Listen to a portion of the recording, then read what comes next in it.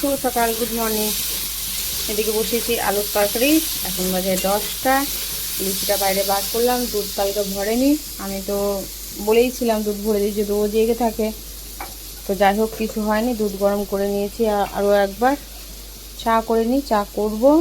আর এই যে ডাল বার করে রাখলাম, একদম পাতলা করে নেবো ডালটা। আর এটা এখন হচ্ছে এই যে লুচি দিয়ে খাওয়ার জন্যে। আর ওদিকে গুছাচ্ছিলাম কাপড়।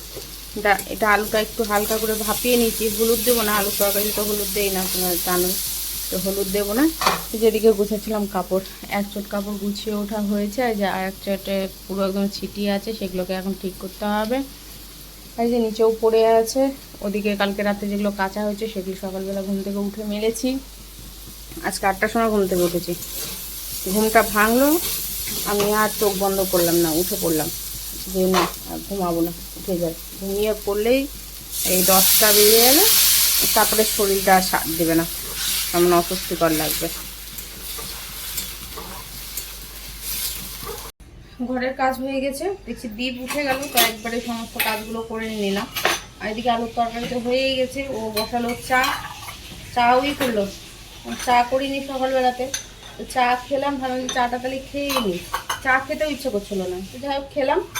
এখন খাবারটা আমি খেয়ে নিই, তারপরে দেখি। একটা ভাবনা যে পণ্ডিতকে কী খাওয়াবো, ওটা ভেবেই বুঝতে পারছি না। এখন আম তো খেতে ভালোবাসা, হুট করে যদি এখন আম খাওয়াই তাহলে পেট গরম হয়ে যাওয়ার আছে। ম্যাগিও নেই, ভাবছি ছাতু খাই দেবো নাকি। ছাতু মুড়ি ছাতু করে যাচ্ছে। ছাতু মুড়ি ভালোই হলো, তোমাদের সাথে কথা বলতে আসলে আমার অনেক কিছু মাথার মধ্যে আসে। তো ছাতু মুড়ি তাহলে ওকে খাইয়ে দিই, তারপরে আমি খাবো। 11:30 বাজে। আর ওইদিকে দীপ ঢুকলো দাড়ি কাটতে।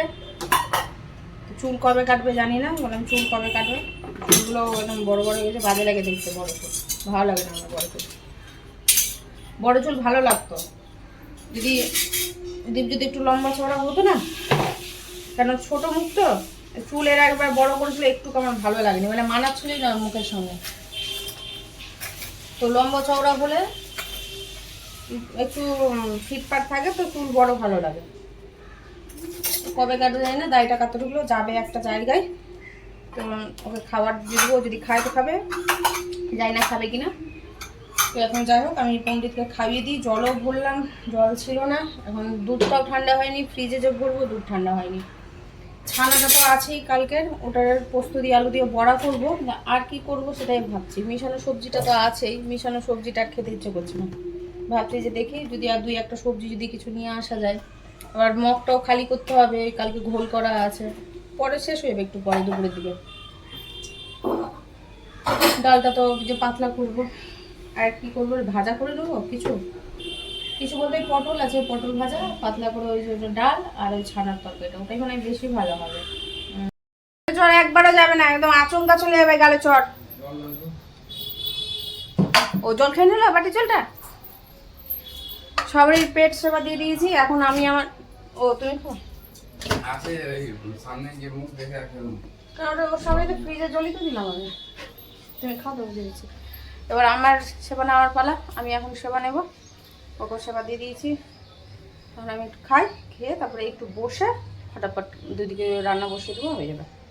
একদিকে ভাত একদিকে তরকারি। রান্না তো জানলা ডাল আছে, শুধু জাস্ট জলের মধ্যে দিয়ে ফুটবে। আর পনিরটা শুধু একটু মাখবো, এটাই আর কি। পোস্ত বাটতে হবে, তো ঝামেলা নেই।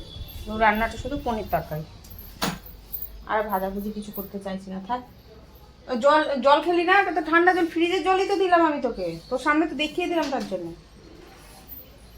ওকে এখন ঠান্ডা জল দিতে হবে। রাজা এটা, বুঝলি তো, রাজা। এখন দেখি আবার ওকে জল দিব। এই যে আসছে,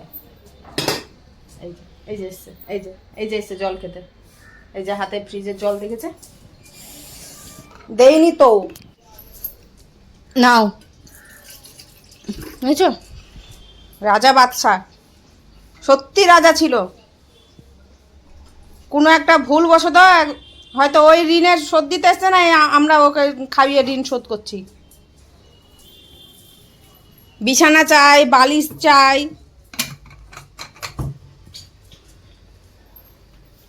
সব কিছু চাই। অসভ্য কোথাকারে। ওই যে চর মারবো বললাম, ওই যে গম খেতে এসে পায়রা, ওর মাথা ব্যথা।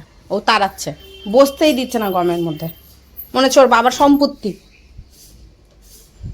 তো বলবো না, কথা শুনে না, চিৎকার করি তখন আবার কথা শুনে, আর একবারও করবি না, এখন চুপ করে বসে থাকবে।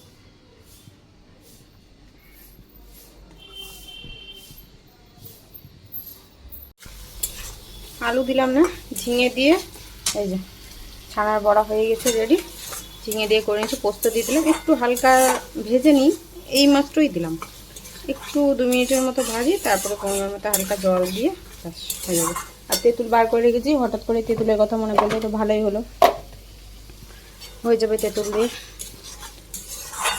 ভাত ওখানে হয়ে গেছে, রান্না হয়ে গেল, সব মেজে ঘষে উঠে স্নান করে বেরিয়ে যাব, আর দেরি করবো না। পারছি না, অস্বস্তিকর লাগছে, গ্যাসের কাছে যাচ্ছি আর এখানে এসে বসছি, একটু বাতাস আসছে গায়ে, ভালোভাবে বাতাসও লাগছে না, আছে কিন্তু গায়ে লাগছে না বাতাস। ডালটা বসিয়ে দিলাম, ডাল হচ্ছে, আর ছানার তরকারিটা হয়ে গেছে পোস্ত দিয়ে, ওটা নামিয়ে নিয়েছি। ডালটা হয়ে গেলে এখন বাপকে তাড়াহুড়ো করে যতটা বাসন হয়েছে মেজে ঘর মুছে স্নান করতে বলে আমি বাঁচি। স্নান করে যদিও বা কোনো লাভ নেই, স্নান করে বেরিয়ে মনে হয় যে আরও প্রচণ্ড গরম লাগছে, তো কী করবো, কিছু করার নেই। দেখো কী অবস্থা হয়েছে না, চোখ মুখ, গলাতে কিছু নেই, গলার মালাটা আবার পরেছিলাম, র্যাশ বেরিয়ে গেছিলো আবার একদিনের মধ্যে, তো খুলে রেখে যাচ্ছি না, পরে লাভ নেই, বৃষ্টি হচ্ছিলো তাও। সোনা হয়, বুঝলে তো, সোনার মতো কিছু হয় না।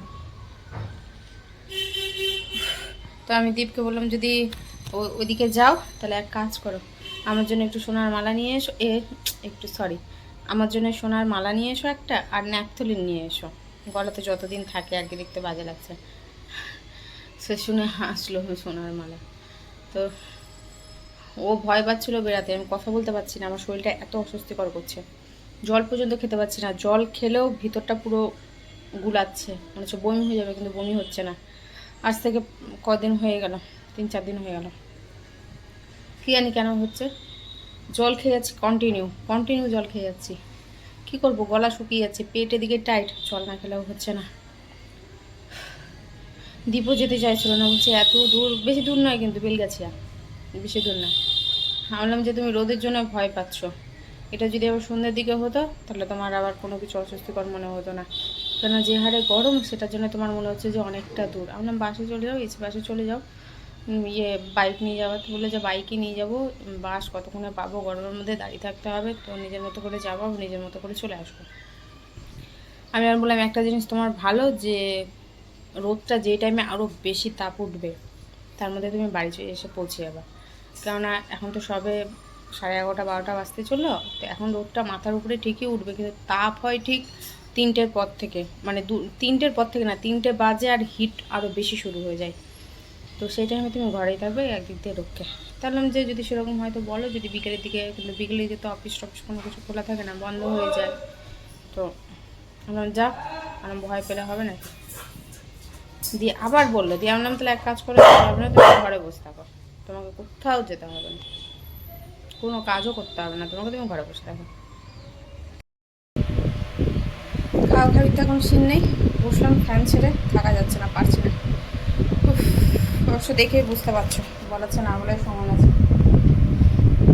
বয়স্ক মানুষদের কী অসুবিধা বলো তো, ফ্যানটার স্পিড একটু কমিয়েছি, তো আওয়াজ হয়, এটা দিয়ে আওয়াজ পাচ্ছ, আরও আওয়াজ হয়, একটু কমিয়েছি, বসি, চেয়ার পর্যন্ত একদম কী বলবো, হাত হলেও ঠাকানো যাচ্ছে না, আর চুলটা ঠিক মতো আঁচড়ালাম না, গরমে মানে আর পারা যাচ্ছে না, চুল ছেড়ে চুলটা কতক্ষণে মানে বাঁধবো এটাই ভাবছিলাম, আর স্টাইল করার মতো অবস্থায় নেই, তো জাস্ট সামনেটা আঁচড়ালাম, আর এই যে ক্লিপ দিয়ে দিয়েছি, একটু শান্তি করে বসি, একটু পরে গেট লাগাবো, কী বলবো আমি বুঝতে পারছি না, মানে হাঁপিয়ে যাচ্ছি।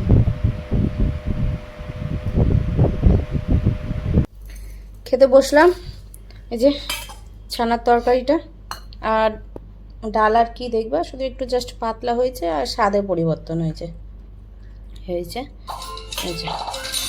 দেখে তো সুন্দর লাগছে, খেতে তো মনে হয় ভালো হবে। এটা পণ্ডিতকে দিই, আর আমরা ওইখানে নিয়ে বসেছি, আর কোনো কিচ্ছু করিনি, দেখা যাচ্ছে গরমে না কিচ্ছু ভালো লাগছে না।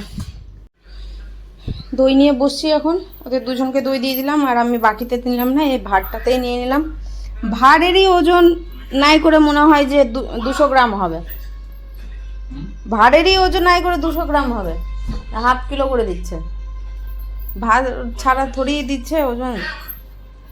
এই যে ভাত খায়নি পণ্ডিত, আমিও খাওয়াইনি, ওকে একটু দই দিলাম, আর ওদিকে একজনকে দই দিয়েছে, এই যে আমি নিয়ে বসলাম।